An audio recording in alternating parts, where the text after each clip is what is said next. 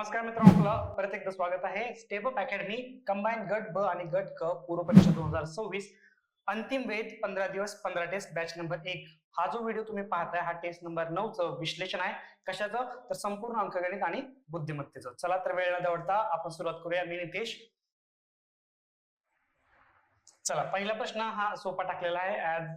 म्हणजे आपण ठरवतो की व्यवस्थित पहिल्यांदा आनंद भेटला पाहिजे सोपा प्रश्न बघून. चला, काय म्हणतोय प्रश्न? ए हा बी चा भाऊ आहे. ए हा बी चा भाऊ आहे. चला, ए हा बी चा भाऊ आहे. आपण काय केलं? एक जनरेशन एका लाईनला आणि मेल आणि फिमेल पुरुष किंवा स्त्री याच्यासाठी आपण प्लस किंवा मायनस हे गृहीत धरतो. इथपर्यंत झालं. सी ही ए ची आई आहे. सी ही ए ची आई आहे. चला, वरचं जनरेशन, वरची पिढी झाली. आई आहे सी ए ची.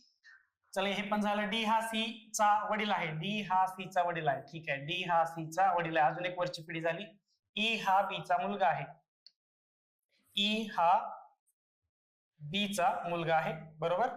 तर डी चे ई शी नाते काय? डी चे म्हणजे आपल्याला कशाचं नातं पाहिजे? त्यांचं ई आणि ह्या डी चं नातं पाहिजे. चला, आता ही पहिली जनरेशन, ही दुसरी, ही तिसरी. म्हणजे बघा, ई ची आई बी, बरोबर. हे दोघे काय झालं? हे दोघे भाऊ बहीण आहेत. त्यांची आई आणि त्यांचे वडील म्हणजे काय झालं? बघा, हे तर काय झाले? हे आजोबा झाले, सॉरी आजी झाली. ई ची आजी सी झाली आणि तिचे वडील म्हणजे हे झाले पंजोबा. हे झाले पंजोबा. आजीचे वडील म्हणजे आपलं उत्तर आहे पंजोबा. काय वेगळा प्रश्न होता? हा प्रश्न सोपा होता मित्रांनो. सोप्याकडून अवघडाकडे थोडं जाऊया. बघू कशा प्रकारची प्रश्नपत्रिका आहे, कशा प्रकारचे गणित आणि बुद्धिमत्तेचे प्रश्न विचारलेले आहेत. चला, पुढचा प्रश्न घेऊया. पुढचा प्रश्न काय म्हणतोय? सोपा प्रश्न अजून एकदा. काय म्हटलं की एक आयताकृती मैदान आहे. त्याची लांबी 20 मीटर आणि रुंदी 15 मीटर आहे. ठीक आहे सर. एक आयत काढतो. त्याची जी लांबी आहे एल ती आहे 20 मीटर आणि त्याची रुंदी म्हणजे ब्रेथ ही 15 मीटर आहे. तर मैदानाला काय 10 रुपये प्रति चौरस मीटर दराने गवत लावण्यासाठी किती खर्च आहे? त्याच्यासाठी मला याचं क्षेत्रफळ काढावं लागेल. बरोबर. क्षेत्रफळ काय आहे? लांबी गुणिले रुंदी. चला, लांबी किती आहे सर? 20 मीटर आहे. रुंदी किती आहे? 15 मीटर. या दोघांचा गुणाकार 15 दुनी 30 आणि अजून एक 0. 300 चौरस मीटर म्हणजे मीटरचा स्क्वेअर, याला चौरस मीटर म्हणायचं. 10 रुपये प्रति चौरस मीटर खर्च येते. म्हणजे असं म्हणा की एका प्रति चौरस मीटरचा खर्च 10 रुपये आहे. तर 300चा किती? 300 चौरस मीटरचा किती? मग 300 गुणिले 10 करा आणि अजून एक 0 फक्त वाढतंय की 3000 रुपये लागतील तेवढं काम करण्यासाठी. ऑप्शन क्रमांक 2 हे आपलं उत्तर आहे. काय करायचंय?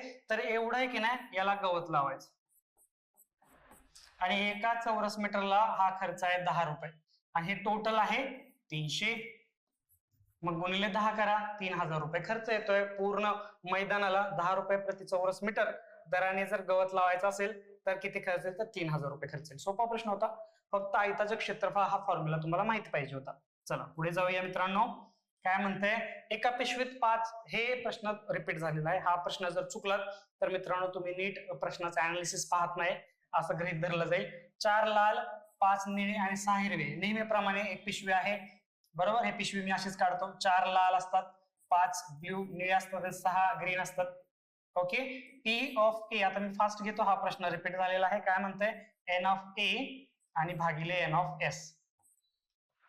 एन ऑफ ए म्हणजे काय? जे आपले फेवरेबल आउटकम्स आहेत आणि एन ऑफ एस म्हणजे सॅम्पल स्पेस असतो. फेवरेबल आउटकम्स म्हणजे काय? तो लाल नसण्याची संभाव्यता किती? लाल नसण्याची म्हणजे एक तर निळा असेल किंवा हिरवा असेल. जेव्हा आपण किंवा हा कीवर्ड येतो तेव्हा आपण बेरीज करतो आणि हा जर कीवर्ड आला तर मित्रांनो तेव्हा आपण गुणाकार चिन्ह घेतो किंवा गुणाकार क्रिया करतो. कसं? एक तर काय पाहिजे? एकच चेंडू काढायचा आहे. एकच पिशवीतून एकच चेंडू काढायचा आपल्याला. मग काय झालं? निळा असेल 5 C1 किंवा आलं की अधिक, तो हिरवा सुद्धा असू शकतो. 6 पैकी 1 बाहेर काढायचा. टोटल बॉल्स किती आहेत? टोटल चेंडू किती आहेत? 4, 5, 9, 6, 15. 15 पैकी 1 बाहेर पडेल सॅम्पल स्पेस मध्ये. मग काय असतं आपल्याला? तुम्हाला माहित आहे NC1 म्हणजे Nच असतो. 5C1 म्हणजे 5, 6C1 म्हणजे 6, 15C1 म्हणजे 15, 6 आणि 5 11, 11/15 हे आपलं उत्तर आहे. कुठे आहे? ऑप्शन क्रमांक 4 बघा, 11/15 हे आपलं उत्तर आहे. ओके, हा प्रश्न रिपीट झालाय, हा प्रश्न आता चुकायचा नाही. आणि अशा प्रकारचे प्रश्न खूप सारे घेतलेले आहेत, अशा प्रकारचे प्रश्न आता अजिबात चुकायचे नाही. बघा, जे अवघड चॅप्टर असतात, ज्या चॅप्टर्सकडे आपण दुर्लक्ष करतो, जसं की परम्युटेशन, कॉम्बिनेशन, प्रोबॅबिलिटी, अशा चॅप्टरकडे आपण लक्ष देत नाही, त्याच्यावर जास्त भर द्यायचा आपल्याला, कारण की एक एक मार्क आपल्याला महत्वाचा आहे. चला पुढचा प्रश्न काय बघूया. पुढचा प्रश्न काय आहे? 2, 10, 30, 68 आणि 130 आणि पुढची संख्या किती? बघा, इथे कोणता लॉजिक वापरलेला आहे? बघा, हा जो 2 आहे, इथे लॉजिक वापरलंय n चा घन अधिक n, म्हणजे कसं बघा, 1 चा घन अधिक 1, 2 चा घन अधिक 2, म्हणजे ज्याचा घन घेतला आहे तीच संख्या घ्यायची. 3 चा घन अधिक 3, 4 चा घन अधिक 4, 5 चा घन अधिक 5. येतंय का बघूया. 1 चा घन 1 अधिक 1 किती झालं? 2. 2 चा घन 8, 8 अधिक 2 किती झाले? 10. 3 चा घन किती झाला? 27, 27 अधिक 3 किती झाले? 30. 4 चा घन 64 अधिक 4 68. 5 चा घन 125 अधिक 5 किती झाले? 130. आता मित्रांनो पुढचं काय असणार आहे? 6 चा घन अधिक 6. 6 चा घन किती आहे? 6 चा घन 216 अधिक 6, 216 आणि 6 222 हे आपलं उत्तर आहे. ऑप्शन क्रमांक 1 222 आपलं उत्तर आलेलं आहे. सोपा प्रश्न होता. n चा घन अधिक n असं जर तुम्ही लॉजिक बघत गेला असाल तर उत्तर बरोबर आहे. नाहीतर तुम्ही मग काय करताय? 2 चं 10 आणि 8 चा फरक, परत इथं 20 चा फरक, परत इथं किती 3 आणि 3 6 36 38 चा फरक. अशा फरकाने गेला तर खूप सारं चुकून वेळ जाऊ शकतो. अशा एकतर वर्ग चेक करत चला, एकतर घन चेक करा. हा, आपली सुरुवात तर आपण फरकानेच करणार आहोत, फरकच बघायचा आपल्याला. त्याच्यानंतर तुम्ही फरक केल्यानंतर वर्ग बघा, घन बघा, याचं काय लॉजिक लागतंय का हे चेक करा. ओके, प्रश्न क्रमांक 4 चं उत्तर आहे 222, ऑप्शन क्रमांक 1. चला मित्रांनो पुढचा प्रश्न काय आहे? एक पोलीस एका चोरापासून 150 मीटर मागे आहे. ठीक आहे सर. चोर पुढे असतो, चोर असा पळतो. ओके, त्याच्या माग आपले पोलीस आहेत. हे चोर पुढे पळतोय आणि हा पोलीस आहे, हे पोलीस आहेत, हे पळत आहेत पाठीमागे. पोलिसांचा ताशी वेग आहे 10 किलोमीटर पर आवर आणि चोराचा ताशी वेग आहे, दिसतंय इथं वाचत वाचत लिहिले मी, 8 किलोमीटर पर आवर. ह्या दोघांमधील अंतर आहे 150 मीटर. तर पोलीस चोराला किती अंतरावर पकडेल? पहिल्यांदा आपल्याला रिलेटिव्ह स्पीड म्हणजे सापेक्ष वेग काढावा लागेल. सापेक्ष वेग काढावा लागेल. कसा काढणार? आता बघा, आपण जसं रेल्वेचं पाहतो, रेल्वे एका समांतर दिशेने, समांतर रुळावरती एकाच दिशेला धावत असतील तर आपण बेरजेचे काय करतो मित्रांनो? बेरीज करतो का? करा. बेरीज करतो का वजाबाकी करतो? एकाच दिशेला आपण वजाबाकी करतो, विरुद्ध दिशेला आपण बेरीज करतो. तोच कन्सेप्ट इथे वापरायचा आहे. जर एकाच दिशेला आहे तर आपण काय करणार? वजाबाकी करणार. वजाबाकी कशी करणार? मोठ्यामधून लहान संख्या वजा करणार.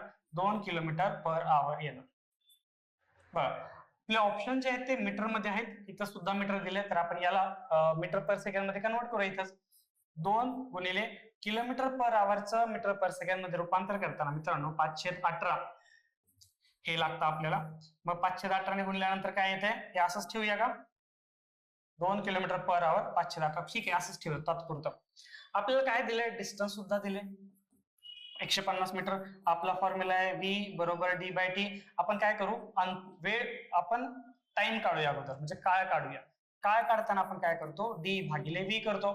d किती आहे मित्रांनो? 150 आणि v जो सापेक्ष वेग आपल्याला घ्यायचा आहे तो हा घ्यायचा आहे 2 गुणिले 518. बरोबर, हे 18 वरती जाईल. बरोबर, 2 गुणिले 5 हे 18 आपण वरतीच घेऊया डायरेक्ट.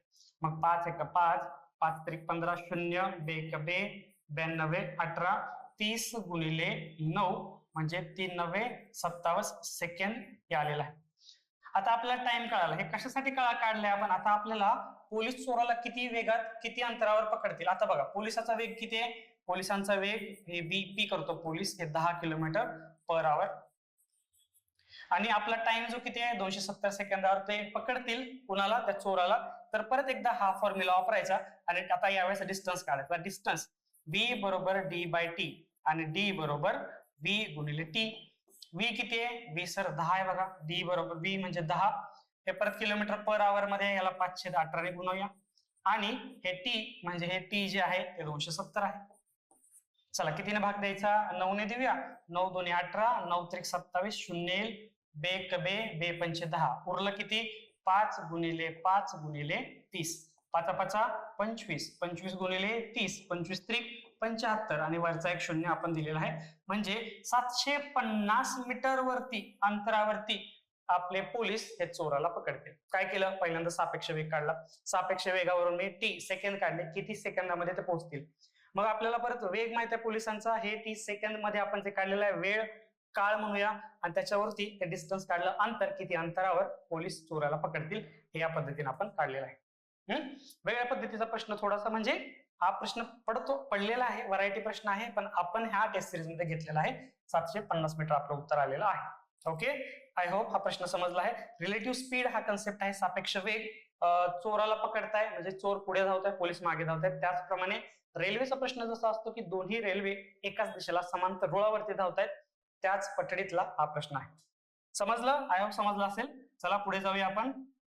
बघा हा प्रश्न बघा, प्रश्न चिन्हाच्या जागी कोणती आकृती येईल ते सांगा. म्हणजे हे 1 2 3 4 आणि 5 या आकृती आहेत आणि ह्या एकमेकांना रिलेट करत पुढे पुढे डेव्हलप होत जात आहेत आणि त्याची उत्तर आहेत ए बी सी डी. इथं प्रश्न चिन्ह जागी कोणती आकृती येईल हे आपल्याला सांगायचं आहे. आय होप तुम्ही उत्तर काढलं असेल. सोपा आहे प्रश्न. बघा इथं एक लाईन आहे, इथं 2 लाईन आहेत, इथं 3 लाईनचा मिळून त्रिकोण तयार केला, इथं 4 लाईन्स म्हणजे रेषांचा मिळून चौकोन तयार केला. मग पुढे काय असणार आहे? 5 लाईन्सचा काहीतरी पंचकोन असणार आहे. पंचकोन कुठे आहे? सगळीकडेच आहे. इथं आहे, इथं आहे, इथं आहे, इथं आहे. ठीक आहे सर. पुढे बघा, हा जो बाण आहे तो 90 अंशावरती वळत आहे क्लॉकवाईज डायरेक्शनला, घड्याळाच्या दिशेला. बघा पहिल्यांदा इथं वळला, परत 90 डिग्री खाली गेला, परत 90 डिग्री खाली गेला, परत 90 डिग्री वळाला, आता 90 डिग्री परत वळतोय, म्हणजे हा बाण इथे असणार आहे वरती. आता कुठे आहे वरती बाण? एक तर बघा इथे आहे आणि इथे आहे. हे दोन्ही ऑप्शन कट झाले आपले.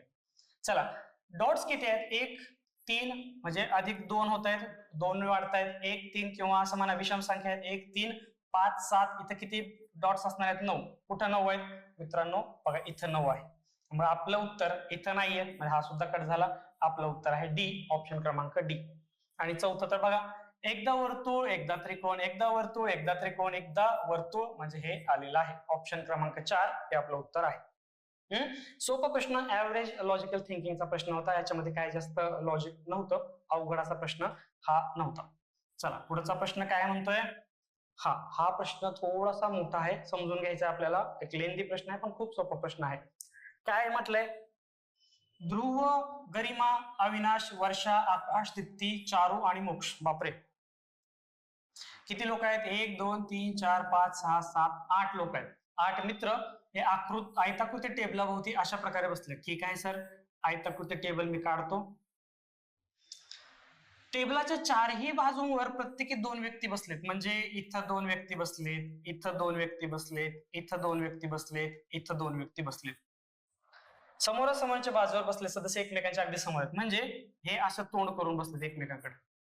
हे हात आहेत त्यांचे, म्हणजे याच्यावरून कळतं की त्यांचं तोंड समोर आहे. ओके, आता बघा आकाश आणि गरिमा एकमेकांच्या अगदी समोर बसले आहेत. आकाश आणि गरिमा एकमेकांच्या समोर, दीप्ती ही गरिमाच्या अगदी उजवीकडे. आकाश आणि समजा इथं आकाश आहे, त्याच्या बरोबर समोर गरिमा बसली आहे. पुढे गरिमाच्या उजवीकडे कोण आहे? दीप्ती, म्हणजे हिच्या उजवीकडे दीप्ती बसली आहे. ध्रुव आणि मोक्ष एका बाजूला आहेत, समजा ध्रुव आणि मोक्ष एका बाजूला बसले आहेत. मोक्ष हा अविनाशच्या अगदी समोर, मोक्ष हा अविनाशच्या अगदी समोर, म्हणजे इथं अविनाश असेल.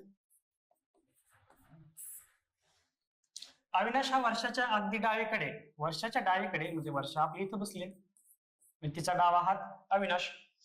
ध्रुव हा दीप्तीच्या उजवीकडे आहे. बघा ध्रुव हा दीप्तीच्या उजवीकडे आहे, नक्कीच ओके आहे, म्हणजे आपलं हे लॉजिक बरोबर आहे. तर ध्रुवच्या समोर कोण बसलंय? ध्रुवच्या समोर कोण बसलंय? तर वर्षा बसले. ऑप्शन क्रमांक 3 हे आपलं उत्तर आहे वर्षा. प्रश्न भला मोठा आहे आणि उत्तर किती सोपं आहे, फक्त मांडत जायचंय. स्लो बाय स्लो स्टेप, म्हणजे स्लोली स्टेप बाय स्टेप एका वेळेस एक व्यक्ती आपण पुटअप करतोय, स्टेप त्याची प्लेस डिसाइड करतोय आणि मग आपण त्याला ठेवत जातोय. आपलं बघा इथं ध्रुव आणि मोक्ष ठेवलेत, त्याच्यामुळं आपलं चुकलं नाहीये पुढे जाताना. समजा इथं ध्रुव मोक्ष ठेवले असते थोडंच चुकलं असतं, कारण की दीप्तीच्या उजवीकडे ध्रुव आला असता. ओके, हे फक्त काळजी घेतली तर आपला प्रश्न एकदम सोपा सुटसुटीत आहे. म्हणजे जसा दिलाय तसा मांडणी केल्याने आपल्याला उत्तर काढलेलं आहे. सोपा. जायचं पुढे. चला, मोठा प्रश्न म्हणजे मला दर्शन लक्षण मोठे दर्शन खोटे, तसं दर्शन मोठे लक्षण खोटे. परत एकदा, कोळसा काळा रंग आणि वर्ग खोलीतला फळा, याचं उत्तर 4 आहे. कसं सांगा तुम्ही, कसं तुम्हाला येत आलं पण असेल हे कसं. बघा, वर्ग खोलीतला फळा हा काळा सुद्धा असू शकतो आणि पांढरा सुद्धा असू शकतो. म्हणून हा जो आहे हा कोळसा आहे, हा पूर्णतः काळा असतो, आणि हा जो आहे तो काळा रंग आहे, आणि हा जो आहे तो वर्ग खोलीतला फळा आहे. म्हणजे हा जो आहे की नाही, हा काळा फळा आहे आणि हा दुसऱ्या प्रकारचे फळे असू शकतात. पांढरा असू शकतो, व्हाईट बोर्ड, ग्रीन असू शकतो, आपल्यासारखा डिजिटल बोर्ड असू शकतो. कसे असतो म्हणून याचं उत्तर आहे 4. ओके, चौथा पर्याय आपला बरोबर आहे. याची वेन डायग्राम अशा प्रकारे सुटेबल आहे. चला पुढे जाऊया. काय म्हणताय, दिलेल्या विधानावरील आधारित निष्कर्षाचा अभ्यास करा आणि योग्य परिणाम. हे पहिल्यांदा नीट मांडतो. हे बघा, सॉरी माफ करा, A less than B less than greater than C बरोबर डी. हे चिन्ह आहे की नाही, हे असं गृहीत धरा. K equals or greater than J greater than C. बघा, मला काय विचारलंय की ए ग्रेटर दॅन जे आणि के ग्रेटर दॅन बी, म्हणजे मोठा बी पेक्षा, याच्यापैकी कोणता निष्कर्ष योग्य आहे आपल्याला सांगायचं. बघा, ए ग्रेटर दॅन आणि हे जे आहे का बघू आपण. म्हणजे मला ए च आणि जे चा संबंध बघायचा किती येते. बघा, ए जो आहे की नाही हा छोटा आहे बी पेक्षा, बी बरोबर आहे सी पेक्षा, म्हणजे ए छोटा आहे सी पेक्षा असं गृहीत धरू शकतो. आणि सी हा छोटा आहे जे पेक्षा. मग ए ग्रेटर दॅन इक्वल टू जे होईल का, नाही. जे हा ऑलवेज ग्रेटर दॅन ए होईल. पटतंय का. ए हा सी पेक्षा लहान आहे तर सी हा जे पेक्षा लहान आहे, तर ए हा नक्कीच जे पेक्षा लहान आहे, ना की ए हा जे पेक्षा मोठा आहे. हे चुकीचं ठरतं. सेकंड काय, के ग्रेटर दॅन बी. बघा, ठीक आहे, के ग्रेटर दॅन बी. मला आता जे हा सी पेक्षा मोठा आहे, बरोबर, हे लिहू शकतो मी. जे हा सी पेक्षा मोठा आहे आणि जे आणि के सुद्धा जे पेक्षा मोठा आहे, म्हणजे के हा सी पेक्षा नक्कीच मोठा आहे. आता हे बघा, हे रिलेशन बघा, सी हा मोठा आहे कोणापेक्षा, बी पेक्षा, बरोबर. सी हा मोठा आहे बी पेक्षा, मग के अल्टिमेटली के हा मोठा होईल बी पेक्षा. म्हणजे हे लॉजिक बरोबर ठरतं.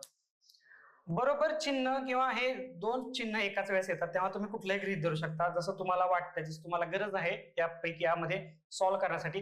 तुम्ही बी आणि सी बरोबर सुद्धा घेऊ शकता किंवा बी लेस दॅन सी सुद्धा घेऊ शकता, जशी तुम्हाला गरज आहे त्याप्रमाणे घ्यायचं. आपण बघा तसंच घेतलंय ना, बी आणि सी चं रिलेशन आपण असं घेतलंय. आणि परत के ग्रेटर दॅन सी इथून आपल्याला कळतंय, आणि त्याच्यावरून आपल्याला सी ग्रेटर दॅन बी कळतं, त्याच्यावरून के ग्रेटर दॅन बी. म्हणजे असं झालं की नाही, ए मोठा आहे बी पेक्षा, बी मोठा आहे सी पेक्षा, तर ए मोठा आहे नक्कीच सी पेक्षा. त्या पद्धतीनं के आहे. म्हणून आपलं उत्तर आहे केवळ निष्कर्ष 2 हे सत्य आहे. केवळ निष्कर्ष 2 हे सत्य आहे. ओके, प्रश्न बघा, परत एकदा नीट बघून घ्या. आपण पुढचा प्रश्न घेऊया. बघा, पुढचा प्रश्न काय म्हणताय की ह्या एक्सच्या जागी कोणती संख्या येईल असं विचारलेलं आहे. चला बघा, हे 3 कंडिशन्स, सॉरी 3 केस दिलेत. 119, 17, 21, 174. ह्या एक्स ची किंमत काढायची आहे. 18 दिले, 184, 23 आणि 24.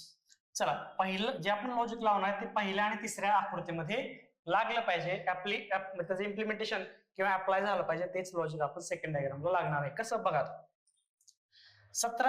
119 भागिले 17 जर केलं तर मला मिळते 17 17 19 असे 7 मिळते. आणि ह्या 7नी 21 ला मी भाग देऊ शकतो. 7 1 7 7 21, म्हणजे अशी संख्या मिळते की 21 ला पूर्णतः भाग जाऊ शकते. 7 21 3 ने जाते. आणि 3 आपल्याला 3 भाग मिळतो आणि 3 ने भाग जातो. त्याचप्रमाणे 184 23 कितीने भाग जाते बघा, 23 बेस 82 16 82 16 23 8 ने जाते बघा, 23 8 8 त्रिक 24 हात चाला 2 8 2 16 2 18 म्हणजे 23 8 ने भाग जातोय, जे की 24 ला परत भाग जाते कितीने 8 1 8 8 त्रिक 24. इथं पण 3 ने गेला, इथं सुद्धा 3 ने गेला. त्याच पद्धतीने आपल्याला हे करायचं बघा. जर ह्याला 3 ने भाग जातोय म्हणजे 3 उरत असेल तर मित्रांनो आपल्याला 6 ने भाग गेला पाहिजे. 6 1 6 6 त्रिक 18 म्हणजे आपल्याला 174 भागिले x बरोबर मित्रांनो 6 यायला पाहिजे. 174 भागिले x बरोबर 6, कारण की 3 ने जातोय ना, मग 18 ला 3 ने भाग जाण्यासाठी तर 6 पाहिजे. 6 त्रिक 18 म्हणजे बघा x ची किंमत काढू आता. 174 भागिले 6 बरोबर x. 6 1 6 6 2 12 5 उरले 6 9 54 x बरोबर 29 हे उत्तर आलंय. म्हणजे इथं कोणती संख्या पाहिजे होती 29 पाहिजे होती आणि त्याप्रमाणे मग आपण भाग जातो. चला करा 174 ला 29 ने भाग देऊया. 29 1 29 3 6 18 6 ने भाग जातोय आणि 6 ने परत 18 ला भाग देताना 6 1 6 6 त्रिक 18 परत 3 उरते, इथं 3 उरले, इथं 3 उरले म्हणजे 3 ने भाग जातो 3 ने भाग जातो 3 ने भाग जातो म्हणून आपलं उत्तर 29. खूप छान लॉजिक होतं. आय होप तुम्हाला जमलं असेल, आला असेल. भाग जाते कळते पण 21 चं काय कळत नाही. मग 21 ला त्याने भाग जातो, ह्याने भाग जातो 119 भागिले 17 तर त्या संख्येने ह्या पुढच्या ब्लॉक मधल्या संख्येला भाग जातो आणि भागाकार 3 येतो. 3 3 3 3. ओके, उत्तर आहे 4 29.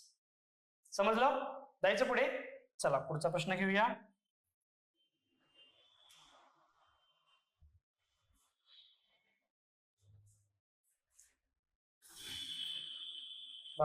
एक कागद खाली दर्शवल्याप्रमाणे दुमडून कापला जातो, तो उघडल्यावर कसा दिसतो? हा सोपा प्रश्न आहे. हा जो आहे पंचकोन तो इकडे होईल उलटा, म्हणजे कुठे आहे उलटा पंचकोन? एक तर सगळीकडेच आहे. इथं सुद्धा आहे, इथं सुद्धा आहे, इथं सुद्धा आहे, इथं सुद्धा आहे. परत काय कट केलंय, हा एरो कडे बघा, एरो इकडे होईल परत उलटा होईल. इथं 4 एरो आहेत, इथं 4 एरो आहेत, इथं सुद्धा 4 एरो आहेत, इथं सुद्धा 4 एरो आहेत. परत काय आता त्रिकोणाकडे बघा, त्रिकोण ह्या इथं असा असणार आहे. म्हणजे हे चुकलं. हे बघू आपण, लॉजिक लागतं का? हे चुकलं, हे सुद्धा चुकलं. ऑप्शन क्रमांक बी हे उत्तर आहे, ऑप्शन क्रमांक 2. एक एक कव्हर करत गेलो, एक एक ट्राय करत गेलो आणि शेवटी ट्रायंगलला खूप साऱ्या आकृत्या चुकल्या आणि एकच फक्त लॉजिक लागलं आकृती बी मध्ये. आपलं उत्तर आहे बी म्हणजे ऑप्शन क्रमांक 2. चला पुढे जाऊया. बघ, एका उद्यानात एक मुलगा आणि एक मुलगी एकत्र उभे होते. एका उद्यानात एक मुलगा आणि एक मुलगी एकत्र उभे होते. तो मुलगा चालू लागला. बघा आता इथं बसले असतील दोघे, मुलगा आणि मुलगी. एक मुलगी इथंच आहे आणि मुलगा चालू लागला. तो काय केला, त्याने पश्चिमेकडे 70 मीटर गेला. पश्चिमेकडे तो 70 मीटर गेला. त्यानंतर त्याने घड्याळाच्या काट्याच्या क्लॉकवाईज 90 अंश वळण घेतला आणि 30 मीटर गेला. म्हणजे असा होता, त्याने असा वळण घेतला आणि वरती तो 30 मीटर चालू लागला.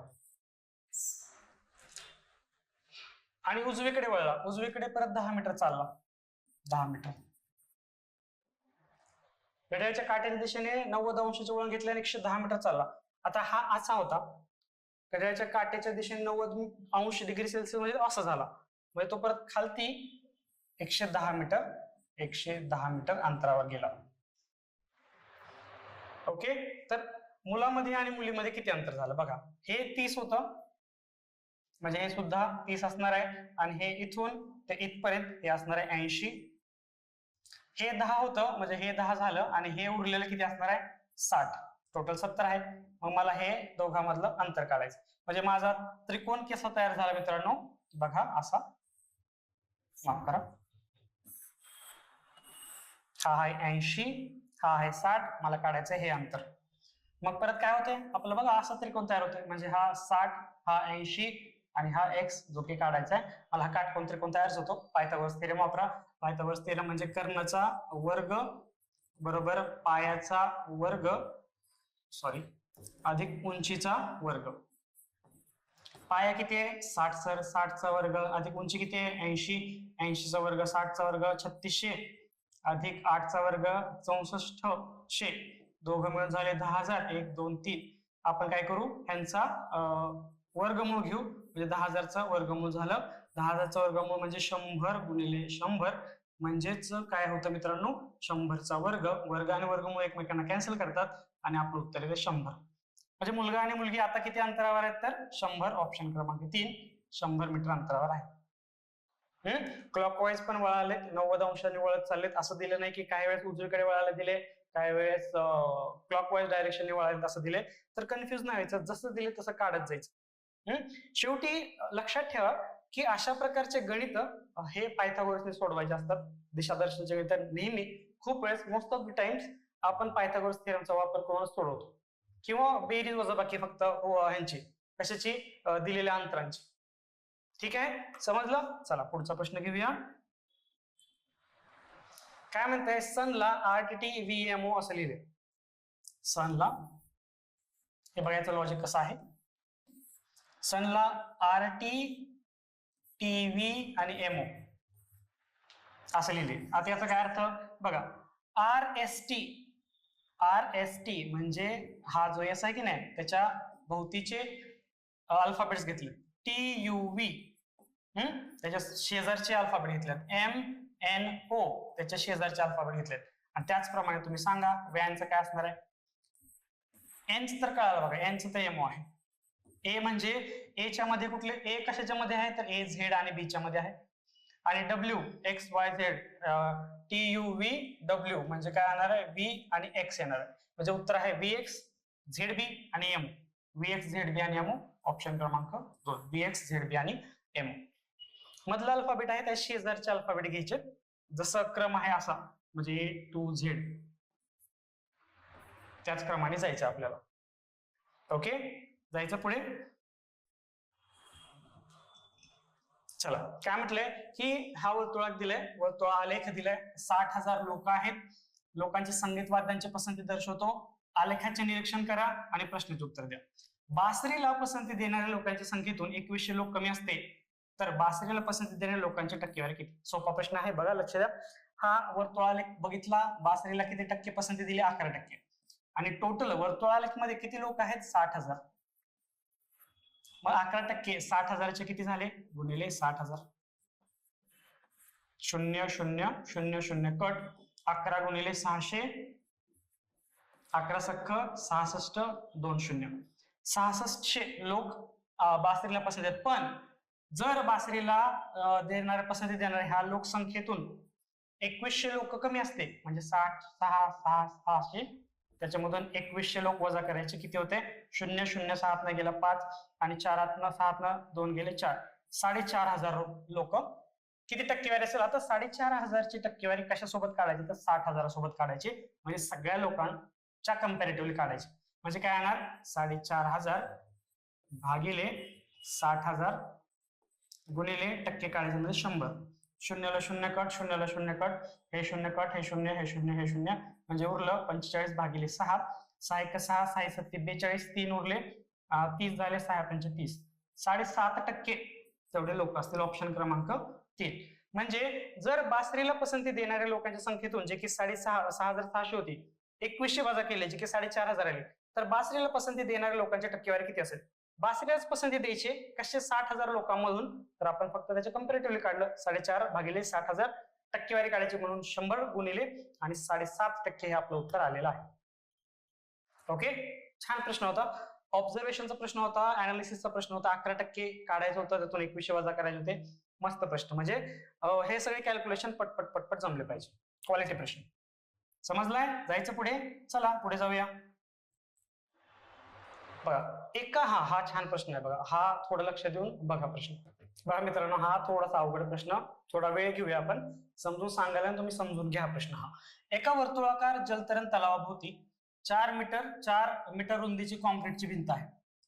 बघा प्रश्न आहे, हा जलतरण तलाव आहे आणि त्याच्या भोवती 4 मीटर रुंदीची कॉन्क्रीटची भिंत आहे. म्हणजे ही सेंटर जर हा असेल, तर समजा जलतरण तलावाची त्रिज्या आहे R, त्याच्यापेक्षा 4 मीटर रुंदी जास्त आहे, म्हणजे हे R अधिक 4 असणार.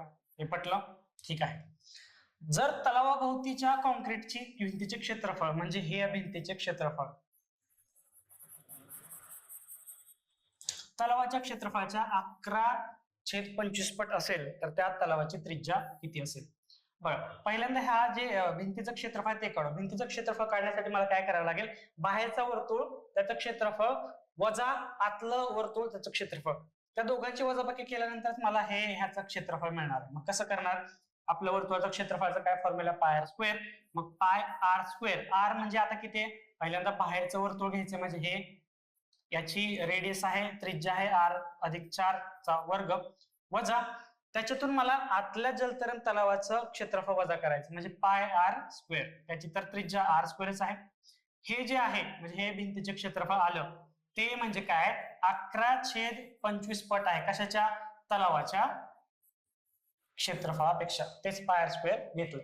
झाला. आता हाच फॉर्म्युला आपल्याला सॉल्व्ह करायचा आहे आणि जायचंय. बघा काय करू? पाय पाय कॅन्सल करू का? सगळ्यामध्ये पाय कॉमन आहे. पाय पाय पाय, याच्यातून पाय कॉमन काढलं आणि हे उरलं. आर अधिक 4 चा वर्ग वजा आर चा वर्ग बरोबर 11/25 आर चा वर्ग. बघा आता इथं स्टॉप व्हायचं आणि फक्त ऑप्शन वरून जायचं, पुढं कॉम्प्लिकेशन करत बसायचं नाही.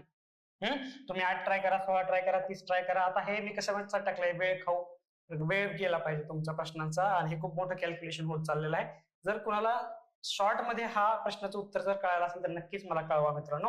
आपण घेऊया डायरेक्ट शेवटचा, आपण वेळ वाचू. 4/20 आपण ट्राय करूया. आर ची किंमत 20 ठेवा. मग काय आलं? हे 20 म्हणजे 24 आलं, वजा हे परत 20 चा वर्ग आलं बरोबर 11/25 गुणिले 20 चा वर्ग आला. 24 चा वर्ग आहे 576 वजा 20 चा वर्ग आहे 400 बरोबर 11/25 गुणिले 20 चा वर्ग आहे परत 400. चला 25 एक 25, 25 1 4 चौक 16, 16 गुणिले 11 येते, 16 गुणिले 11, आणि 576 मधनं 400 वजा केले किती उरले? 176. आणि 16 गुणिले 11 176 आहे का? 16 1 16, 5 16 1 16 16 आणि 17, हे सुद्धा 176 176. आपलं उत्तर आहे 20. म्हणजे हे तुम्ही ट्रायल अँड एरर करायचं होतं. आर ची किंमत ठेवून 8 बघा, 16 बघा, 30 बघा, आणि शेवटी जे बघणार आहात तुम्ही तेच आपलं उत्तर आहे. म्हणजे बघा तुम्ही कसं सोडवलंय, कशा प्रकारे ट्राय केलेलं आहे. अशा पद्धतीने ट्राय केला, थोडा वेळ जातो पण पटपट ट्राय केलं तर मित्रांनो नक्कीच तुम्हाला हे उत्तर येतं. आपलं उत्तर आहे ऑप्शन क्रमांक 4 20. म्हणजे आपला जलतरण तलाव आहे त्याची त्रिज्या आहे 20. तेच विचारलं, तलावाची त्रिज्या मीटर मध्ये किती असेल तर 20 असेल. ओके, समजलं? जायचं पुढे. चला काय म्हणते हा प्रश्न सुद्धा खूप चांगला आहे. 16 बघा. x बरोबर 1/√2 अधिक 1 आहे, तर x अधिक 1 ची किंमत किती असेल? बघा आता काय करू? x अधिक 1 काढायचं ना, मग दोन्ही right hand side left hand side, डावी बाजू उजवी बाजू, दोघांमध्ये 1 मिसळू आपण. म्हणजे 1 मिसळल्यानंतर काय होईल? x अधिक 1 होईल, आणि इकडे काय होईल? 2 अधिक 1 अधिक 1 होईल बरोबर. हे छेद समान करून घ्या, 1 अधिक याला गुणतो ना आपण असं, मग √2 अधिक 1 भागिले 2 अधिक 1. वरती किती झालं? 1 आणि हे 1, 2 अधिक 2 बरोबर √2 अधिक 1. इथं खरं आता ट्विस्ट आहे. √2 म्हणजे काय असतं? 2 गुणिले 2. तेच किंमत आपल्याला ठेवायची. ठेवा 2 गुणिले 2 अधिक 2 भागिले 2 अधिक 1. आता वरती जो अंश आहे ना त्यातून 2 कॉमन काढू आपण. म्हणजे काय उरते? 2 कॉमन काढलं, कंसामध्ये फक्त हे उरते 2 आणि इथून फक्त 1 उरते, आणि खाली तर 2 अधिक 1 आहेच. हे ब्रॅकेट, हा कंस आणि हा कंस एकमेकांना काय वाटतं? कॅन्सल करतं, आणि उत्तर फक्त येते 2. तेच आपलं उत्तर आहे ऑप्शन क्रमांक 3. x अधिक 1 काढायचं होतं, x अधिक 1 आपण काढलेलं आहे. अशा पद्धतीने सोडवायचं होतं मित्रांनो, आणि अशा पद्धतीने तुम्ही सोडवलं असेल. आय होप, मी आशा करतो, आणि तुम्हाला उत्तर निघालेलं असेल. ओके, जायचं पुढे. चला पुढचा प्रश्न घेऊया. काय म्हणते? समान लांबीच्या 2 रेल्वे गाड्या. हा प्रश्न मग अशी आपण चर्चा करत होतो, तेवढ्यात हा प्रश्न आला. समान लांबीच्या 2 रेल्वे गाड्या समान आहेत. ही रेल्वे आहे आणि ही एक रेल्वे आहे, समांतर रुळावरून धावत आहेत. एकाचा वेग आहे 46 km/h आणि एकाचा वेग आहे 36 km/h. वेगवान गाडी, मंद गाडी, एक जी रेल्वे आहे तिची लांबी समान लांबीची आहे, तिची लांबी L मानू, ह्याची लांबी सुद्धा L मानू. वेगवान गाडी मंदगती गाडीला 36 सेकंदात ओलांडून जाते, तर प्रत्येक गाडीची लांबी किती? आता हा सेम फॉर्म्युला असतो, वेग बरोबर अंतर भागिले काळ. आता वेग जो असतो तो सापेक्ष वेग असतो. सापेक्ष वेग जो अंतर असतो ते दोन्ही रेल्वेची लांबी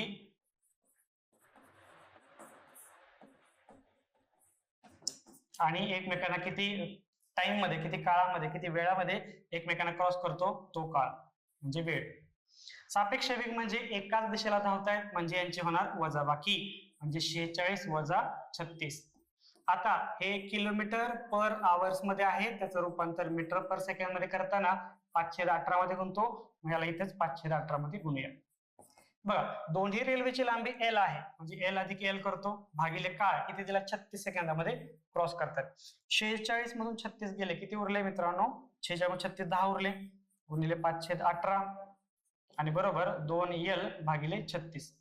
चला इकडे घेऊ, हे L आहे तसंच ठेवू, बाकी सगळं इकडे आणू. L म्हणजे आता उरलं काय?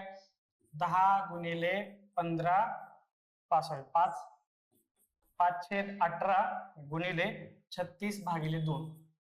हे 236 होतं, त्याला उलट केलं, 36 2 झालं, 18 दोन्ही 36 आणि 2 2 कट झालं, 10 गुणिले 5 आलं, 10 50. प्रत्येक म्हणजे रेल्वेची, दोन्ही रेल्वे समानच लांबीची आहेत म्हणून प्रत्येक गाडीची लांबी किती? तर 50 मीटर. चुकून जर तुम्ही इथं L प्लस L केलं नाही, फक्त L घेतलं, तर मित्रांनो ह्याचं उत्तर येते 100.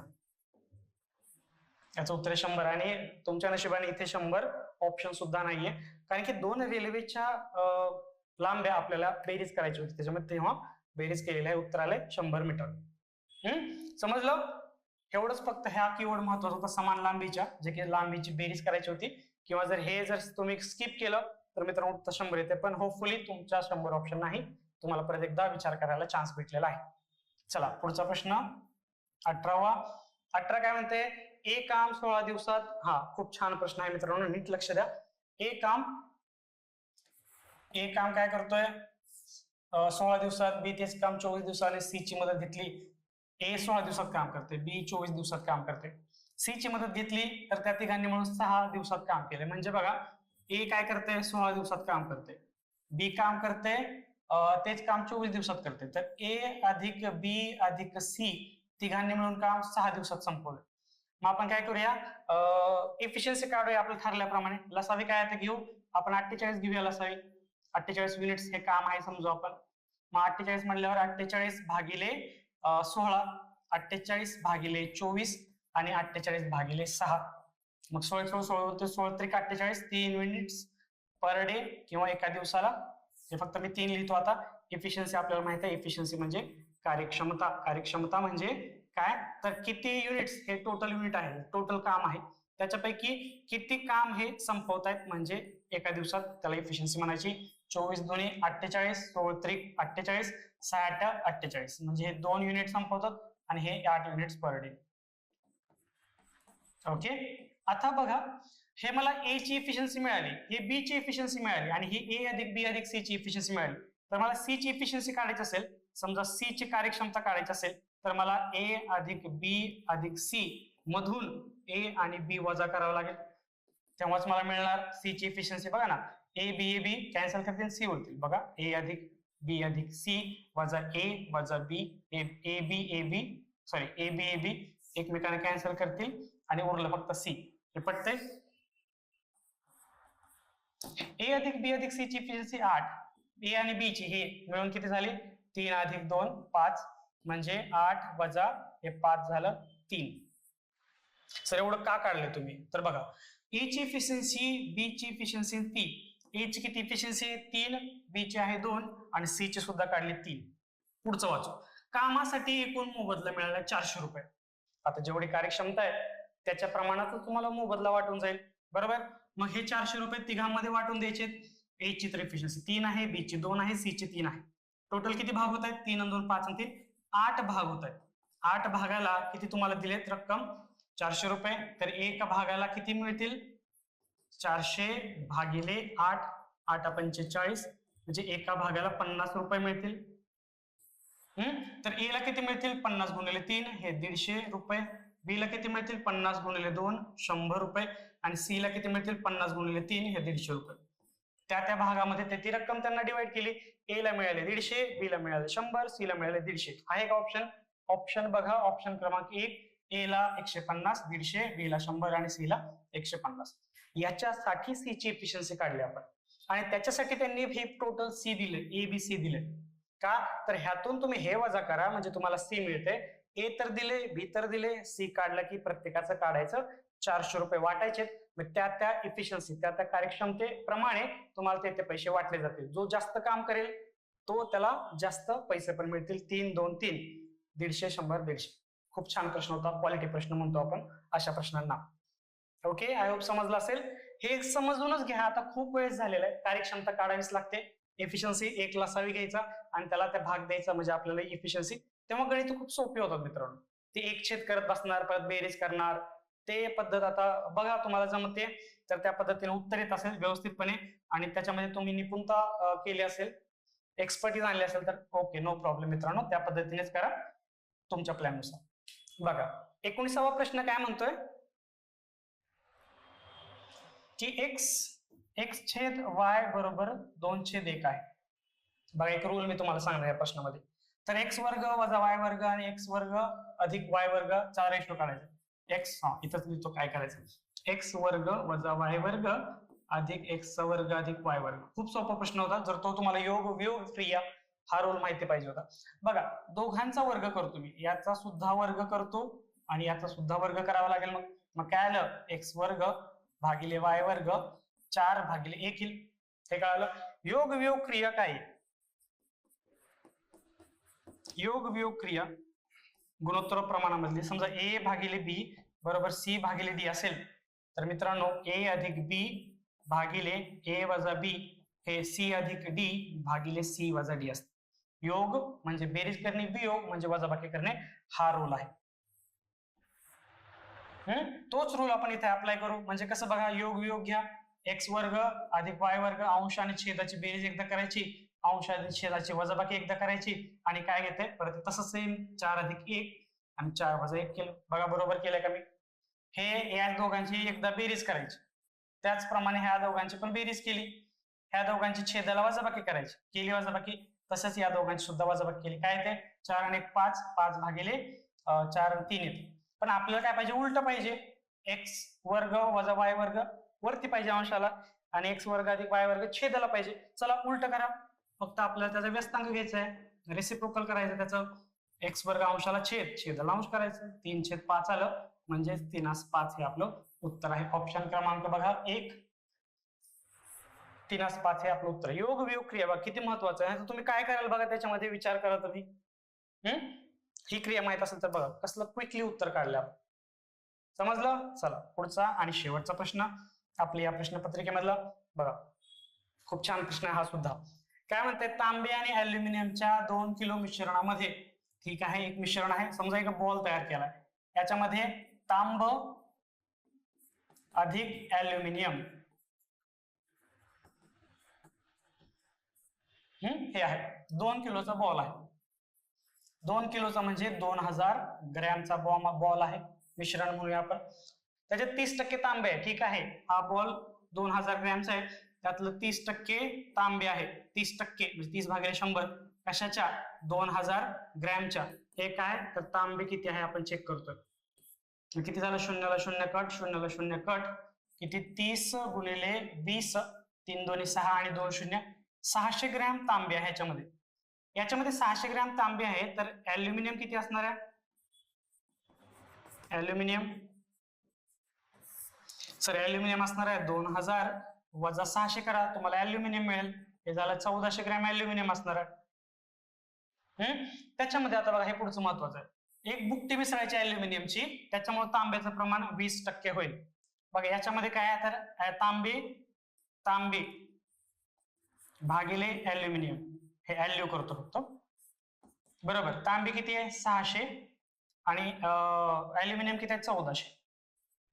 बरोबर. ह्या 1400 मध्ये आता मला एक बुकटी मिसळायची, अल्युमिनियमचे, म्हणजे अल्युमिनियम ह्या मिश्रणामध्ये असे अल्युमिनियमचे बुकटी मिसळायची. त्याच्यामुळं तांबे किती होईल, हे वरती तांबे ते 20% होईल. जर तांबे 20% झालं तर अल्युमिनियम किती राहणार आहे, 80% राहणार. पटतंय का? 600 ग्रॅम आपलं तांबे आहे, 1400 ग्रॅम अल्युमिनियम आहे. या मिश्रणामध्ये अल्युमिनियम मध्ये अशी बुकटी अजून मिसळायची, त्याच्यामुळं 20% तांबे राहील. जर 20% तांबे वरती लिहिले, 20% तांबे राहिलं तर अल्युमिनियम किती असणार आहे, 80%. सोपं आहे. चला मग सोडवा फक्त. 600 भागिले 1400 अधिक x, 20 भागिले 80 म्हणजे 20 × 20, 20 चौक 80, 1/4 आलं. चला 600 तिरकस गुणाकार करा, 600 गुणिले 4 आणि हे 1 म्हणजे काहीच नसणं, 1400 डायरेक्ट लिहितो, 1400 अधिक x. साइन चौक 24, 2400 अधिक 1400 अधिक x, x म्हणजे 2400 वजा 1400, 2400 मधून 1400 गेले 1000 ग्राम. म्हणजे काय होईल, किती बुकटी मिसळावं लागेल, तर बुकटी मिसळावं लागेल 1000 ग्रॅम. ऑप्शन क्रमांक 3, 1000 ग्रॅम हे उत्तर आहे. किती बुकटी मिसळायची, x किती होणार आहे, 20% तांबे होणार आहे, 80% अल्युमिनियम होणार आहे. झालं, संपला विषय. सोडवायचं, उत्तर आलं आपलं 1000 ग्रॅम. उत्तर ऑप्शन 3. ओके, अशा प्रकारे आपण हे सगळे 20 प्रश्न पाहिलेले आहेत. आय होप तुम्हाला कसा गेला पेपर. पेपर हा थोडासा अवघडाकडे वळतो, मॉडरेट आणि डिफिकल्टच्या मध्यभागी कुठेतरी असतो, मध्यभागी कुठेतरी असेल हा पेपर थोडासा अवघड होता. आय होप तुम्हाला जमले असतील मॅक्सिमम प्रश्न आणि आपण सगळे कन्सेप्ट कव्हर करण्याचा प्रयत्न करतो, व्हरायटी घेण्याचा प्रयत्न करतोय. तुम्हाला प्रत्येक टॉपिकचा प्रत्येक टाईप मला आपला थोडासा हात लागेल अशा पद्धतीने प्रश्न घ्यायचा प्रयत्न करतोय. ओके, परत एकदा अभ्यास करायलाच पाहिजे आणि आपण अशाच प्रकारचं विश्लेषण घेऊन पुढच्या व्हिडिओमध्ये नक्की भेटूया. तब तक टेक केअर, बाय बाय.